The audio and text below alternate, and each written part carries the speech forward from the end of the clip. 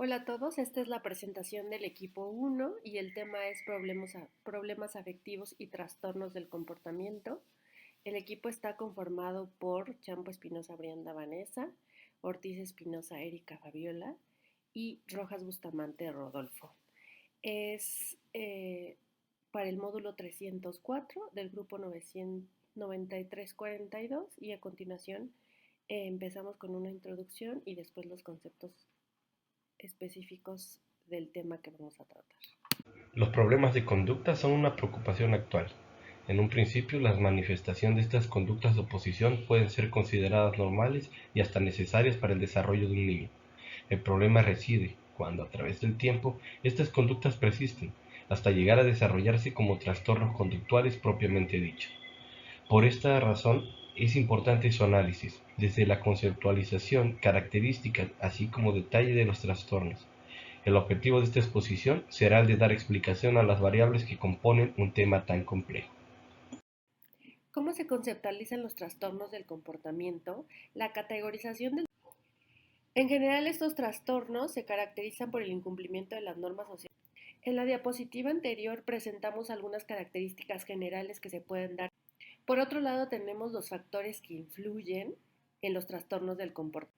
Sin embargo, si anteriormente en la diapositiva mencionamos la parte familiar, yo soy Erika y voy a hablar a continuación de la clasificación de estos trastornos de la conducta. El DSM y la CIE identifican 4 tipos de estos trastornos que están ordenados de acuerdo a su severidad. El de menor severidad van a ser los problemas paterno-filiales, seguidos por el comportamiento antisocial en la niñez o adolescencia, de donde se derivan el trastorno negativista desafiante y el trastorno disocial, siendo estos dos últimos los que tienen mayor repercusión en la interacción social de los individuos, además de ser de los que más se diagnostican en las consultas, esto de acuerdo a García en el 2011. El DSM-4 los va a incluir en la categoría de trastornos por déficit de atención y comportamiento perturbador, mientras que la CIE-10 los va a incluir en la categoría de trastornos del comportamiento perturbador. Como ya lo comenté, los problemas paternofiliales son los menos graves de estos trastornos. El DSM-4 lo considera como el objeto de atención clínica que se da al patrón de interacción entre padres e hijos y está asociado a un deterioro clínicamente significativo de la actividad individual o familiar. Algunos de los síntomas que se presentan en este trastorno es el deterioro de la comunicación, la sobreprotección, la disciplina inadecuada, etc. Se consideran posteriormente el comportamiento antisocial en la niñez o la adolescencia. Durante la niñez es normal que se presenten algunas conductas antisociales, como por ejemplo pegar, pelear o hacer berrinches. Sin embargo, con el tiempo estas tienden a desaparecer, además de que las favorece también un entorno protector. En ocasiones estas conductas se pueden hacer permanentes y se agravan por los factores de riesgo. Y entonces aparece este comportamiento negativista desafiante, cuyo patrón es hostil y dura por lo menos 6 meses.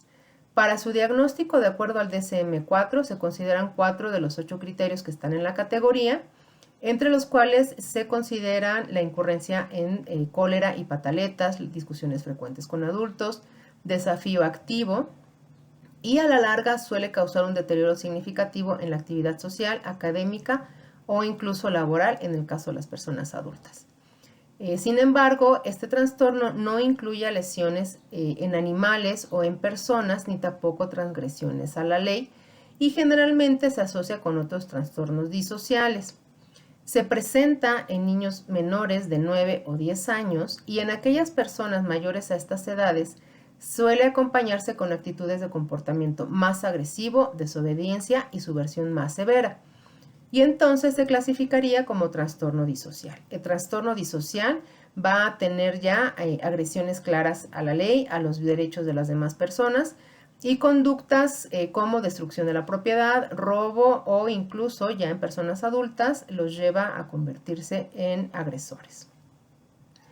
La clasificación que hacen el DSM-4 y el CIE de este último trastorno disocial no es muy opuesta. Ambos consideran criterios muy similares, la única diferencia es el tiempo de permanencia. El DSM-4 considera 6 meses, en la CIE se consideran 12 meses, además de que el número de criterios cambia, en el DSM-4 son 15, mientras en la CIE son 23. Con respecto a la epidemiología, nos encontramos que estos van a ser uno de los diagnósticos más frecuentes en consulta, con un poco más del 50% de los casos.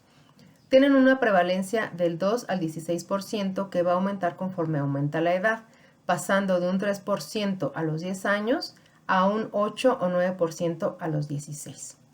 Es más frecuente en el caso de los varones que en las mujeres, con una prevalencia de 3 a 1, y se consideran la edad, la frecuencia y la intensidad como referencia para el diagnóstico diferencial, y además también inciden en ellos los factores de riesgo y los factores protectores. Bueno, primero que nada debemos considerar que la mayoría de los investigadores llegan al consenso de que los trastornos tienen un origen multifactorial, y eso es lo que vamos a analizar en esta sección, tanto los factores de riesgo como los factores protectores. Comencemos por los factores de riesgo, dentro de los cuales se encuentran los biológicos, esto es el género, factores pre y perinatales, factores cerebrales, bioquímicos, la dieta, incluso los niveles de plomo, de los cuales se ha demostrado tener una alta correlación con el desarrollo del comportamiento perturbador. Después seguimos con los factores personales, que parecen estar relacionados en los trastornos del comportamiento perturbador. Estos son del déficit de habilidades sociales, una pobre empatía, baja autoestima, etc. Incluso el consumo de drogas. Y finalmente, dentro de los factores familiares, dado que es el contexto que tiene mayor relevancia en los niños, ya que es el valor de referencia en cuanto a actitudes y conductas. Y aquí podemos encontrar la psicopatología de los padres, las familias desestructuradas y también estilos educativos inadecuados. Y ahora, pasando del lado de los factores protectores, debemos saber que estos actúan como una especie de atenuante sobre la influencia que ejercen los factores de riesgos en las alteraciones psicopatológicas en general. Bueno, los factores protectores se dividen en tres partes. La primera son las características individuales. Segundo es un soporte familiar adecuado para el soporte social funcional y enriquecedor del niño, y también una buena accesibilidad a los servicios asistenciales específicos, lo cual nos va a permitir un diagnóstico y tratamiento adecuado y precoz y una continuidad en la intervención. Finalmente, debemos entender que el análisis de estos factores es fundamental para la realización de intervenciones preventivas.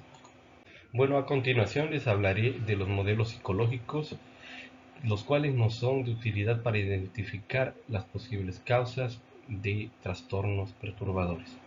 El primero de ellos es el modelo piramidal de desarrollos de Leahy y Lieber, también llamado la pirámide evolutiva. Este modelo nos propone que muchos niños de la población en general tienen conductas que se pueden considerar posicionistas, pero con el paso del tiempo estas se van eliminando, aunque si se conservan más allá de la edad pertinente pueden llegar a ser el principio de un trastorno de conducta.